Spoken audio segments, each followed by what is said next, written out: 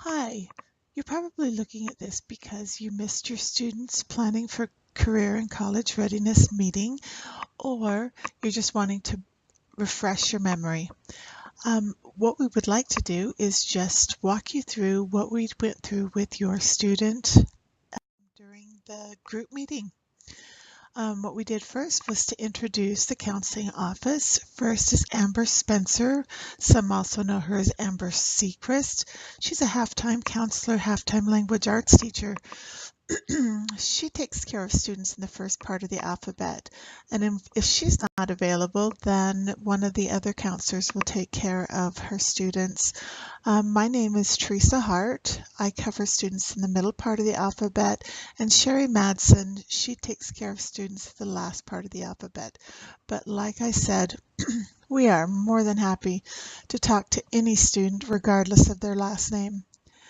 Sherry Lee, she's the counseling secretary, and she is the person that you usually talk to when you call the counseling office. And Vianne Wadsworth, she's the registrar, so she makes sure that students get into the right classes.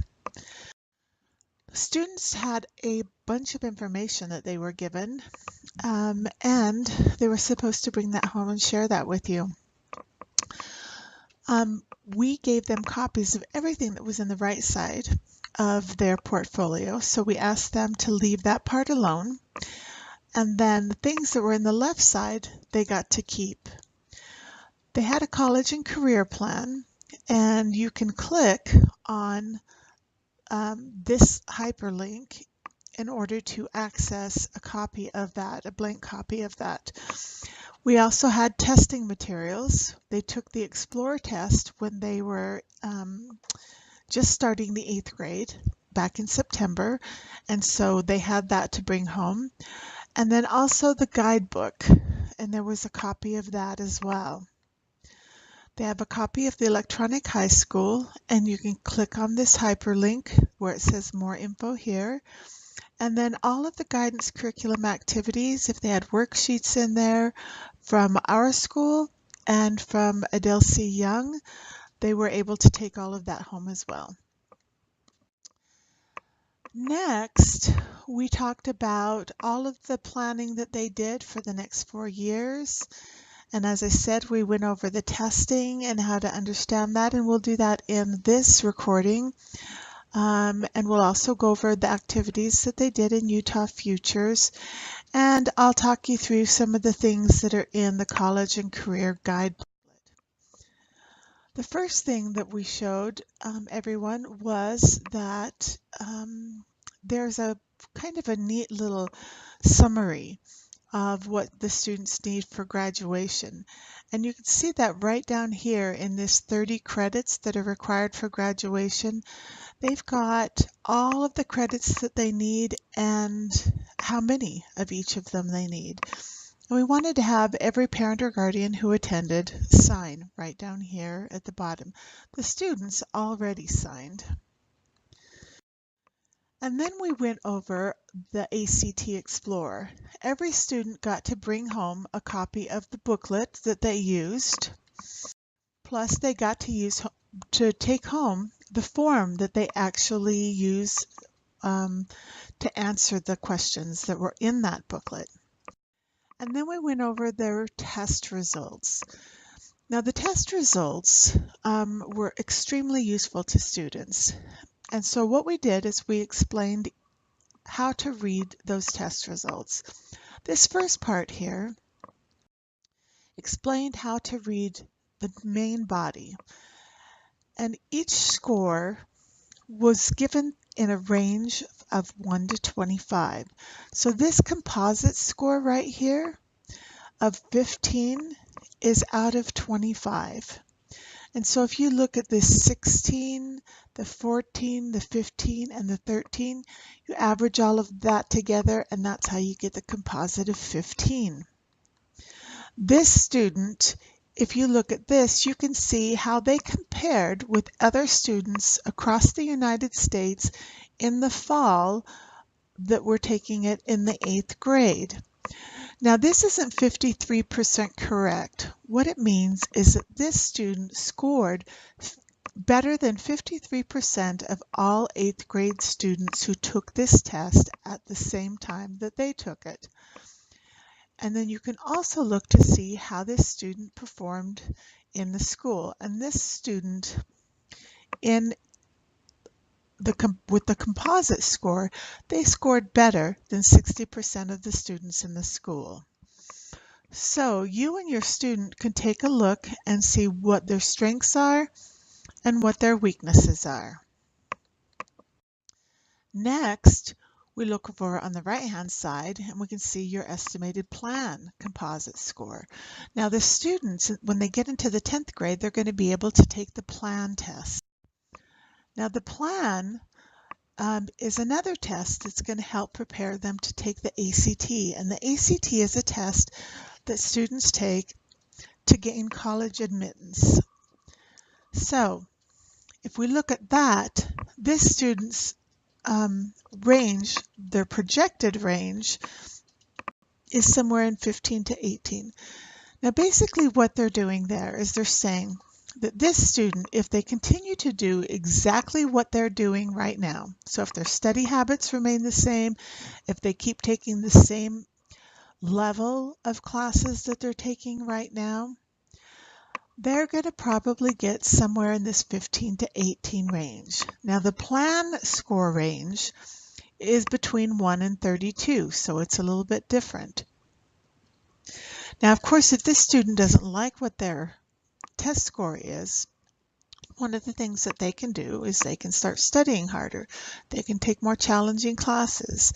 They can maybe attend school more regularly. Each student can take a look at what they have going on and what they want to do better if they want to increase their score. The next thing that we're going to take a look at is what the students' plans are for after high school. Now this student right here, their plans are to go to a 4-year college or university. So you can take a look at what your students' plans are, and that will help you to look at the rest of the results of this test and kind of interpret those test results within the context of what your students' educational plans are. So this student is planning on going to college, so we're going to look at this college readiness to see where they're at. So over here, there are some benchmark scores that have been established. What they've done is they looked at kids who have gone to college, who have completed their first year and been successful, and then they work their way backward. And they look to see how did those students perform in the 8th grade and what did they do that made them so that they were ready and prepared to be successful in their first year at college. And that's the score that they established to make sure that all 8th grade students needed to meet that in order to be successful in college. Hopefully that's clear as mud. All right, so this student here, we can see that they are below where they need to be in math, in reading, and science. They're above where they need to be in English. So if this student is going to go to college, they need to step it up in math, in reading, and science. Now we're going to look at what this student's high school plans are if they're within the context of them being prepared to go to college. So the bar that is gray right here, that's saying what their plans are. What's dark, what that is saying is what they need to do in order to be prepared for college. This student here in math, they need to do at least 3 years. They're saying they're only planning on 2 years. So obviously right here it's saying your plans fall short of the recommended courses. So they're going to need to take some additional science, social studies, and math.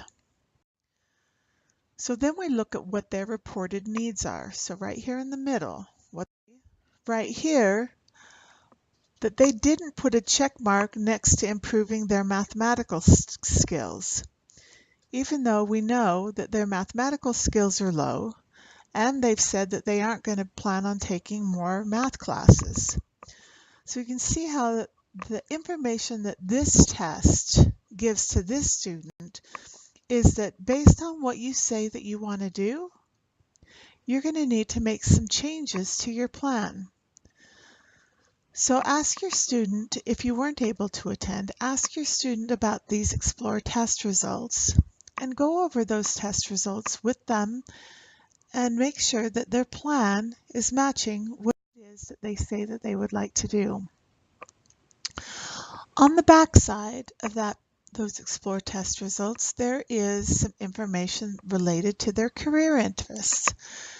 So the first box kind of talks about them and their world of work. Step number 2 addresses their interests. When they completed this activity, they chose a career area and they completed an interest inventory. Then next, they got to explore some career options. So they circled some career areas, and then after they were all the way done, it came together and put on this really interesting world of work map some information for them. So in reading this, it's helpful to look at it like this. At the top are careers that are associated with working with data. So, very much like facts and figures and just, things that are irrefutable. And then at the bottom is working with ideas. So this is more abstract, in your head, trying to figure things out. On the left-hand side is working with people. On the right-hand side is working with things. Now there are some people who fit in this Region 99. And in Region 99, what that means is that a student perhaps has interests that are a lot working with data, a lot working with people, a lot working with ideas, a lot working with things. So it's all over the place. And because it was all over the place, it didn't fit nicely with any one thing. And so that's why it all came together in this Region 99. It's also a possibility that a student didn't like any one of these things. So they didn't like anything at all. Well, that would also put this student in the Region 99. Next, after they finished all of that, you can see that this person, this shaded in area, showed that they mostly liked working with people and data. So that brings us over here to the right-hand side, where there's an actual list of specific careers. Now, if the student wanted to go a little bit further, they could go to www.act.org. And if they went to that page, they would be able to look up things a little bit more in depth. One of the things that we had students do is to go a little more in depth by going into the computer lab.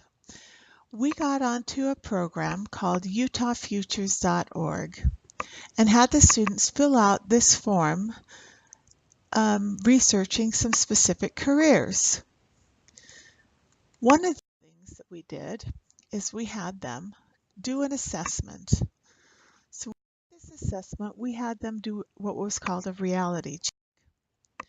With this reality check, they had to decide on an area in the state of Utah that they wanted to live in. And this one was Bear River. So in the Bear River area, and then they had to choose things like what kind of housing did they want to live in? Did they want to live at home with their parent, which we told them was probably not the best idea when they're an adult. Or they could choose a one-bedroom apartment, or they could choose a a home, or anyway, they had lots of choices.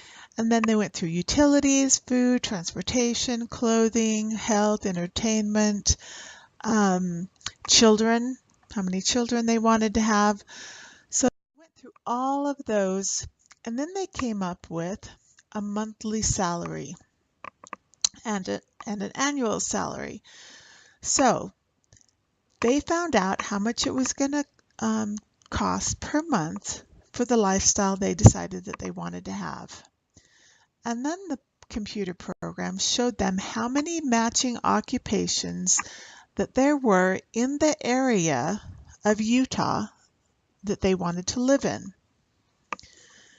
And then they were able to see here the jobs, the annual wage, the hourly wage, and a bunch of other information.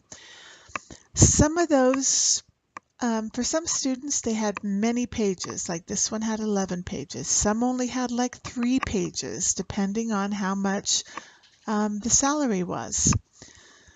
So after they did that, we had them just kind of flip through and look at all of the different careers.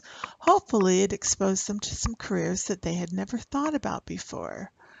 And so then next, we told them that they needed to explore just one career. This one here is looking at engineering technicians.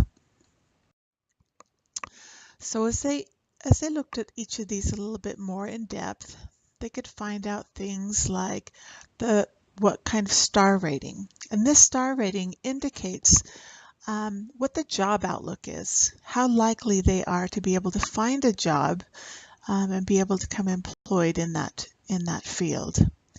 They're also able to find out how much income there was, what kind of knowledge they'd have to have. And then this area right here, the Utah job openings, actually links to the Department of Workforce Services. So these are jobs that are open right now. If they were to click on one of these, it would actually take them to the Department of Workforce Services. And if they were qualified, they could actually apply for those jobs.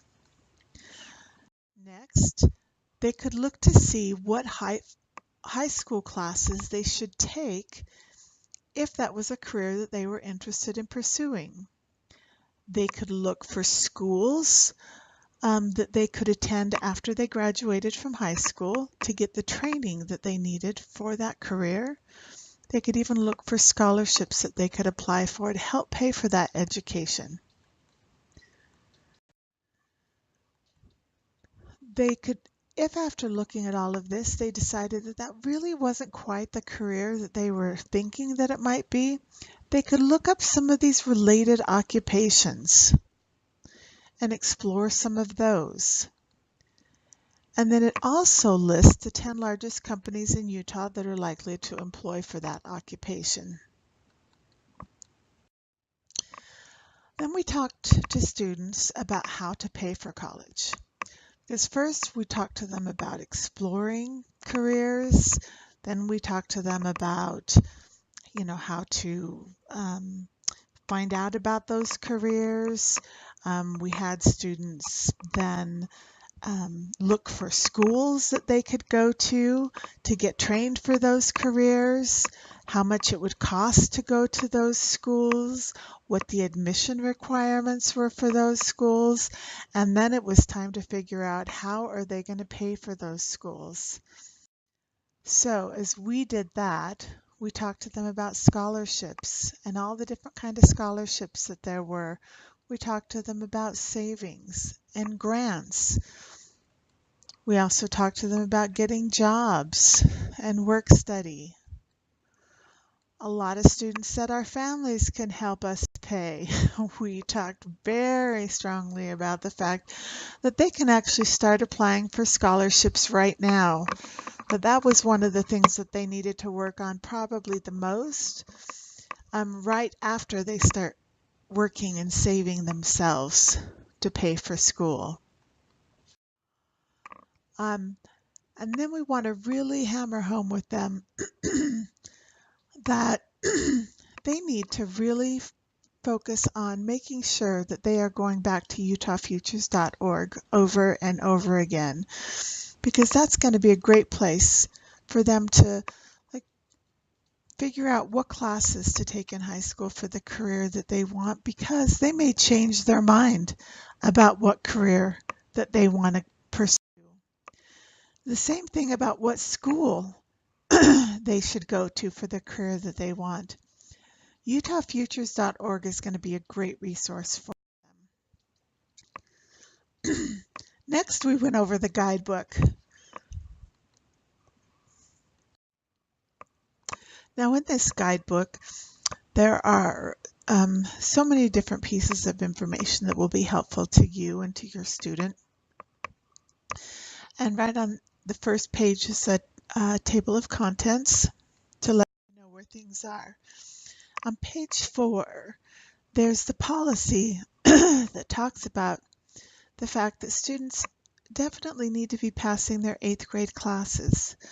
Students who do not successfully complete the required classes can be assigned to participate in remediation programs.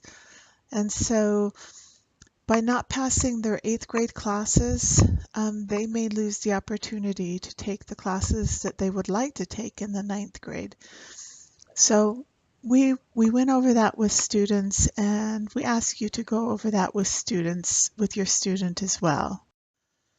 On page 5, that goes over the graduation requirements. Once again, students need 30 credits in order to graduate, and this outlines each of the credits that they need and the specific classes that will give them those credits.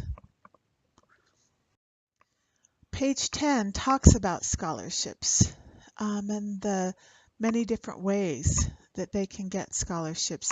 This just gives them a very, very brief list of the things that some of the scholarships that they can apply for. We really encourage 8th grade students to apply for at least 2 scholarships. If you didn't know, we have a Box Elder Middle School Facebook, and we are constantly posting scholarships that we become aware of to that Facebook. So if you have not yet liked it, we would encourage you to like it, and all you have to do is come right here, hit this like button, and then whenever we post something to the Facebook, it will automatically go into your feed, and then you will become aware of those scholarships, and some of them are quite easy to apply for. Also, on the counseling website, you would be able to go to the school website, then click on counseling, and then right here we have this scholarships and paying for education tab.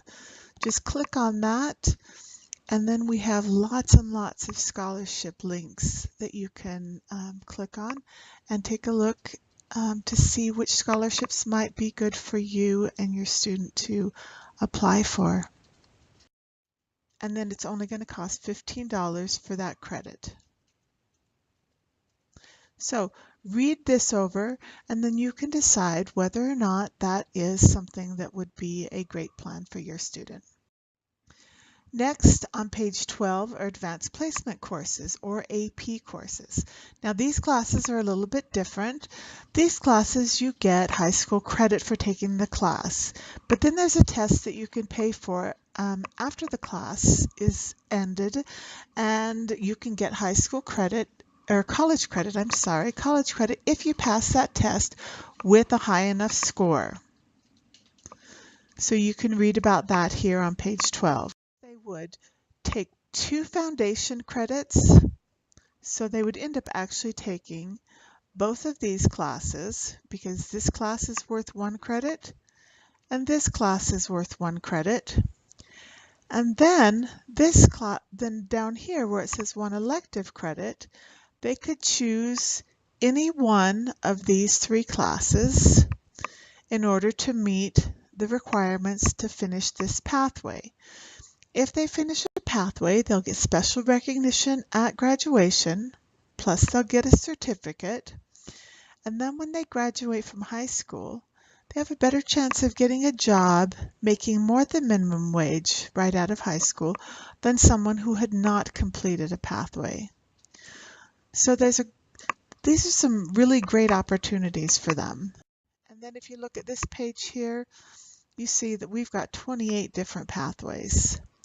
So even students who are planning on doing something, say they're planning on going to college and they're looking at all of these pathways and they can't find one that perfectly fits in with what they're interested in doing, one of the things that they can do is look to see if there is a pathway that maybe they'd like to do that could help them put themselves through college where they'd be making higher than minimum wage.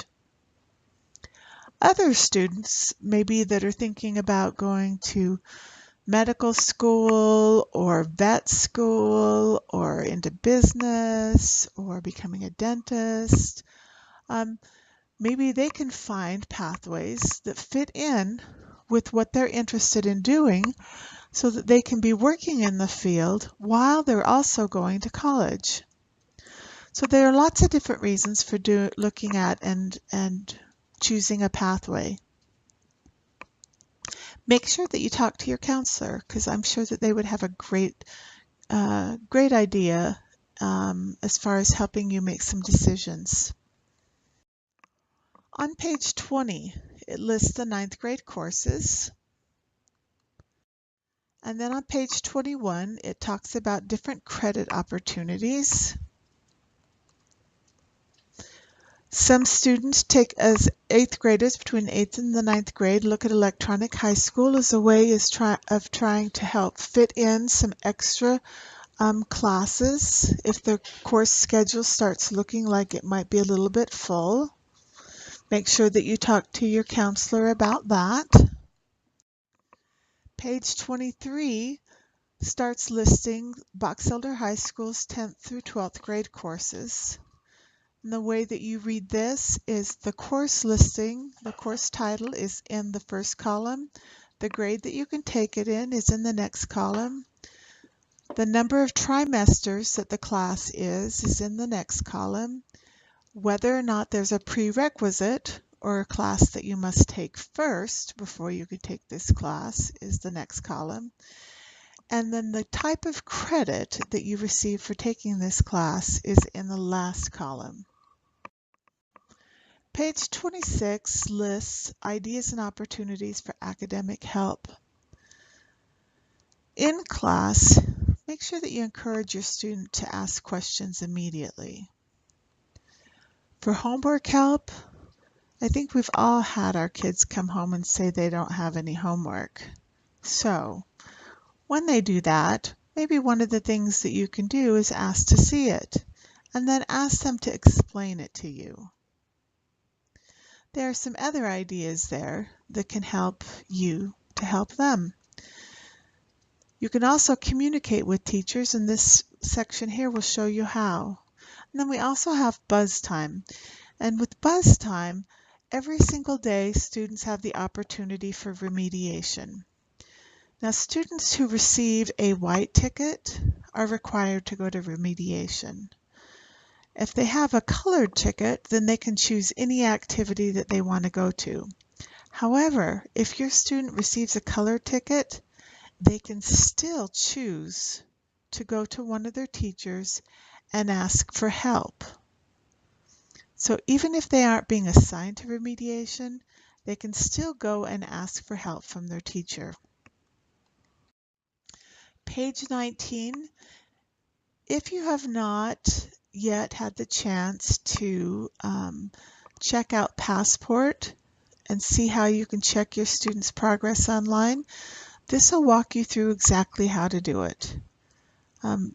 This is a great way for you to be able to see how your student is doing, and there's even an option on there that will help you so that you will be automatically emailed information that you would like to have about how your student is doing. So take a look at that as well. Students that have a U, they are also going to be making those U's up.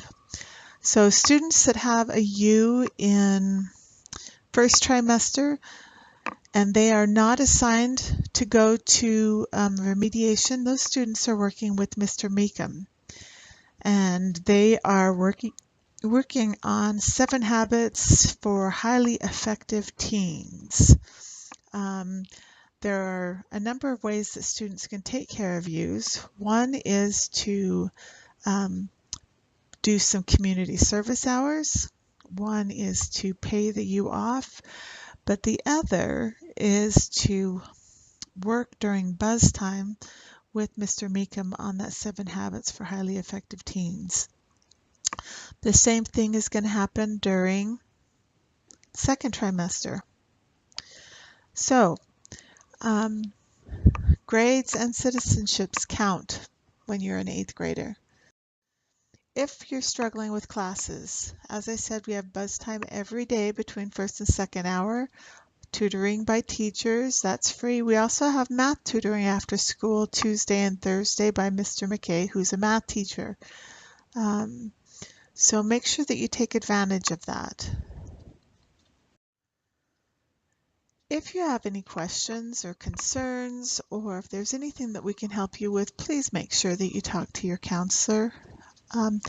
Our phone number is 435-734-4884. Again, that is 435-734-4884. We care about your students. We want them to be successful, and we're excited to help them be college and career ready, and we're happy to hear from you at any time. So, 8th grade counts. Make sure you talk to us. Have a great day.